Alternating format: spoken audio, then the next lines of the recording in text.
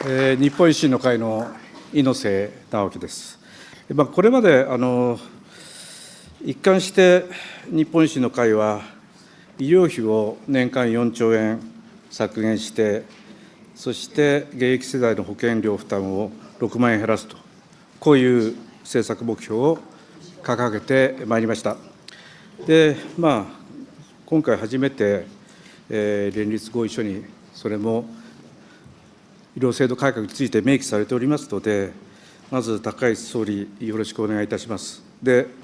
次のパネルですけれども、4兆円削減して6万円、現役世代の負担を軽くするということですが、国民医療費は毎年増加を続けていて、2024年にはもう48兆円、来年、再来年には50兆円に達するだろうと。で、このままいけば、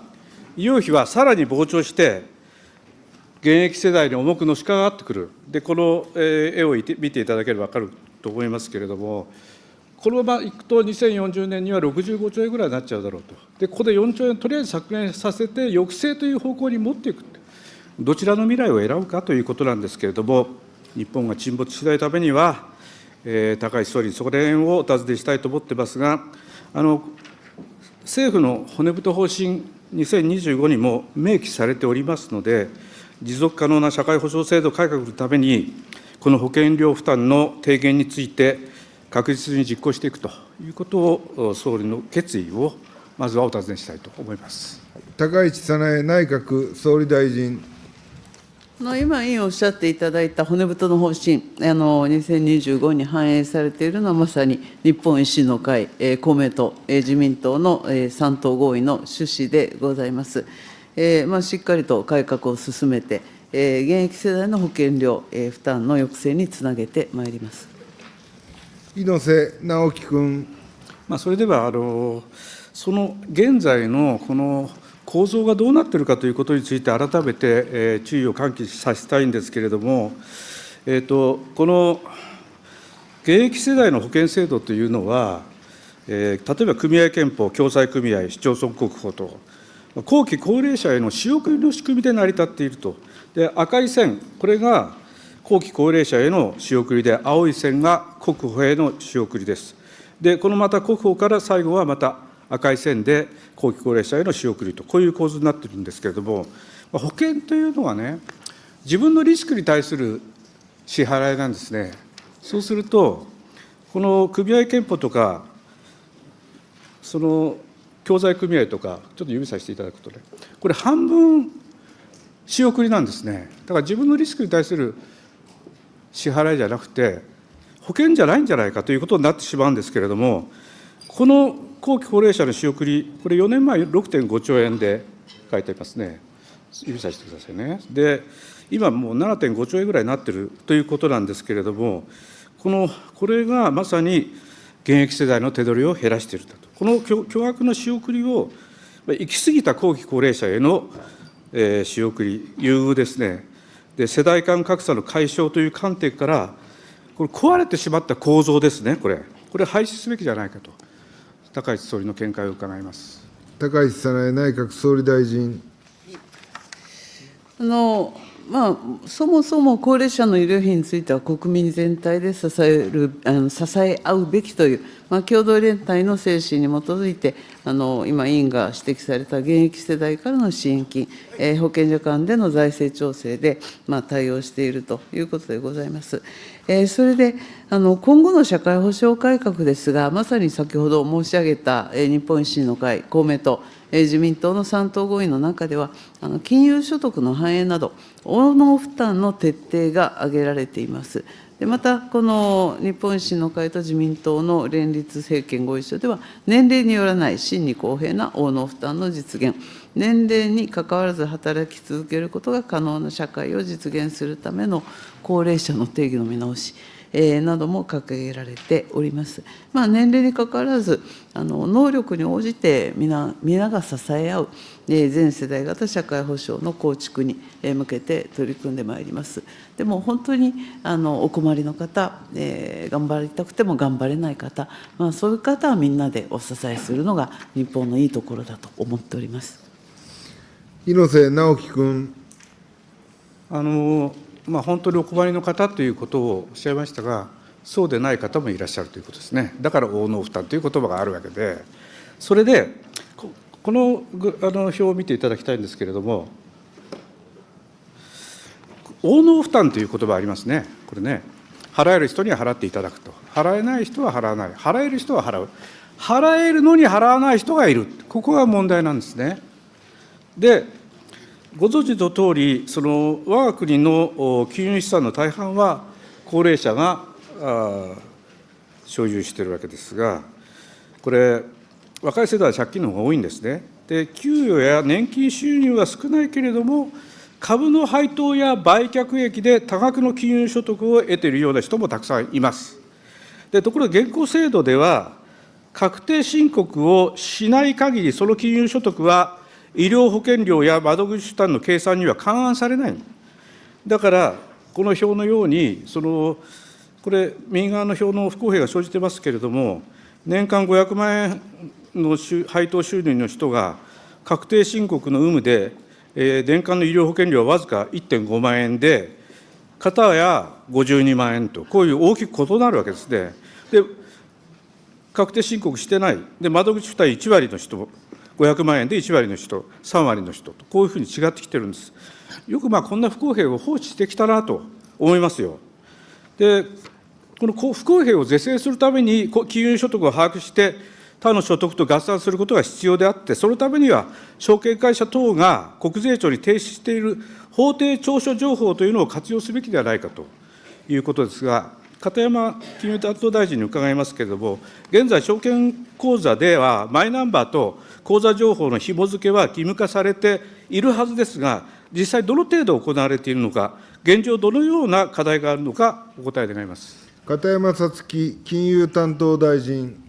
はい、証券口座のマイナンバー不番率につきましては、過去、日本証券業協会が会員証券会社向けに実施した調査によりますと、残高がある証券口座のうち、マイナンバーが不番されている口座の割合は、2021年12月末時点で9割超となっております。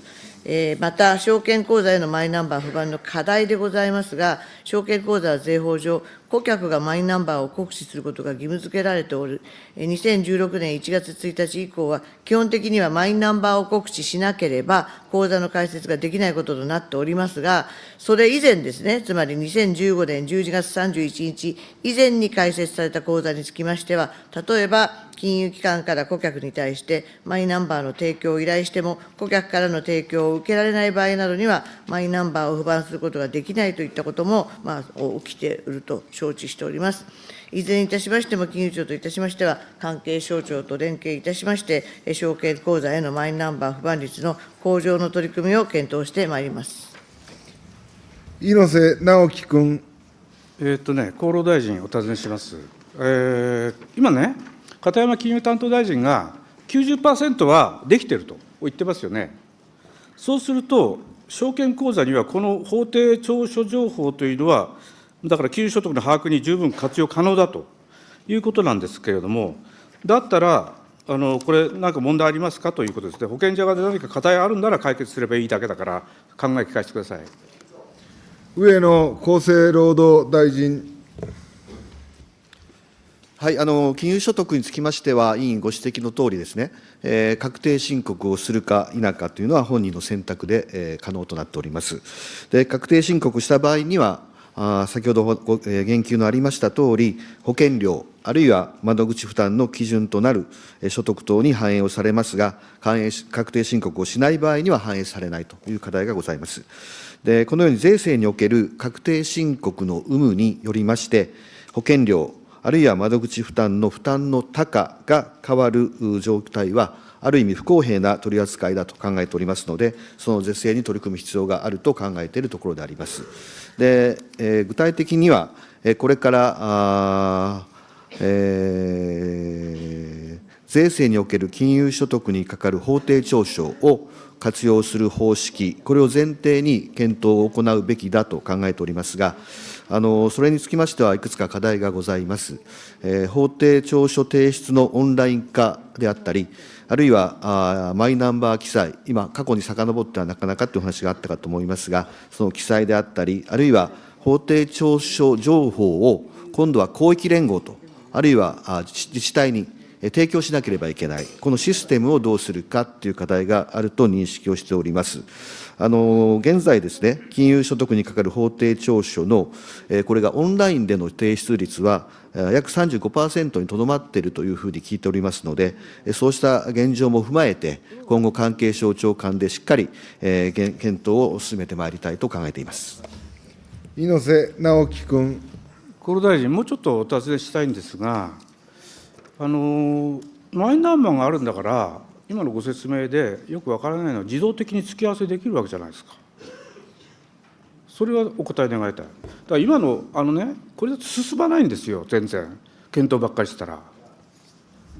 はい、上野厚労大臣。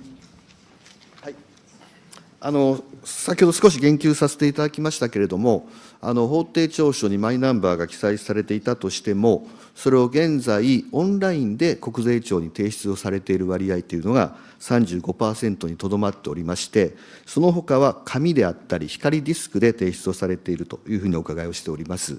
そうなると、まずそこからシステムを見直していくことが必要でありますので、一定の時間がかかるのではないかと考えております。ただ、我々としてはですね、当然、その先延ばしをしようと考えているわけではなくて、きちんとしたシステムをできるだけ早急に導入すべきではないかという、そういった発想のもとで取り組ませていただきたいと思っています。猪瀬直樹君。厚労大臣ね、おっしゃってることは、わからないではないが、全然期限とか期日がわからない。できるだけ早くて、どのくらい早い話だとか言ってもらわないと、進まないですよ、これ。はい、上野厚労大臣。はい、私も期限をですね、できるだけ明記をして、それに応じて進めていくことは大事だと思っておりますが、今、維新の皆さんとの協議が始まったばかりでありまして、その中で具体的なスケジュールについては、今後、しっかり議論をしていきたいというふうに思います。ただ、先ほど来申し上げておりますとおり、やはりシステム上の問題がありますと、それは絵に描いた餅になってしまう可能性がありますので、そうした現状のシステムの問題等も十分踏まえて、検討を進めさせていただきたいと考えています。猪瀬直樹君。厚労大臣、すみません、もう一回、システム上の問題とか言ってるけど、役所同士の問題っていうのはあるんですか、役所間同士の問題っていうのは、縦割りの弊害みたいなのあるんだったらおっしゃっていただきたい。上野厚労大臣。はい、まず証券会社から、国税庁の方に情報を提供していただく必要があります。で、それから国税庁から、その情報を今度は自治体、あるいは広域連合に、提示をしなければ、例えば負担割合の決定などはできませんし、保険料算定にも使えないということになりますので、役所間、それから、国と自治体間、このシステムを上手に作っていくことが必要であります。猪瀬直樹君。すみません、もう一回、